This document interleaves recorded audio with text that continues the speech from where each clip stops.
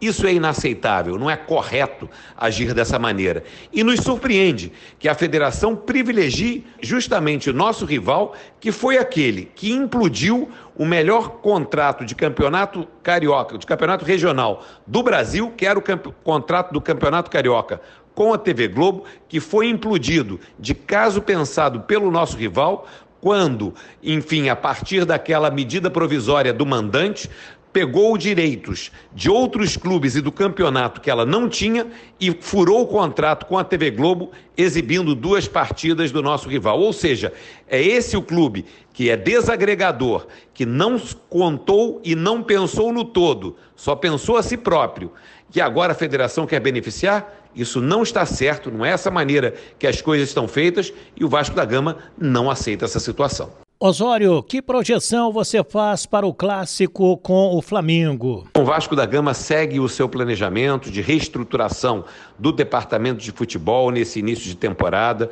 com foco absoluto na Série B. O Campeonato Carioca tem sido uma ótima oportunidade para o técnico Marcelo Cabo ir montando a espinha dorsal do nosso time. O Vasco é um time em formação, com atletas chegando, ainda não temos o nosso elenco final organizado para a temporada e evidentemente que esse clássico com o Flamengo, o clássico de milhões, está na ordem do dia como prioridade na preparação do time.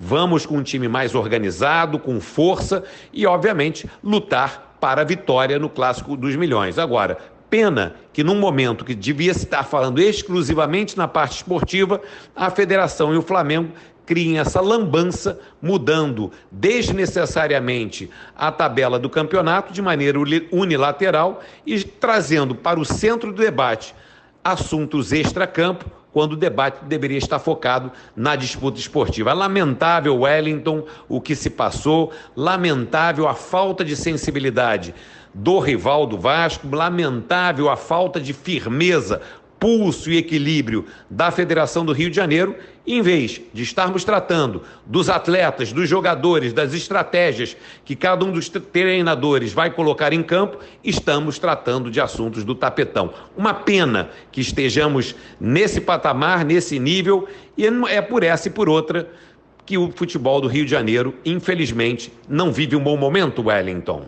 E o Vasco voltando a jogar no Maracanã. Aliás, o Vasco não é inquilino, o Vasco é dono do Maracanã também. Wellington, o Maracanã é a grande casa do futebol brasileiro, o Maracanã é a casa dos 4 grandes clubes do Rio de Janeiro. O Vasco da Gama, você sabe, Wellington, faz parte da história do Maracanã. O Vasco da Gama foi protagonista na construção da lenda do Maracanã. O Vasco foi o primeiro campeão da era do Maracanã e conquistou em seus gramados grande parte de seus títulos e de suas glórias.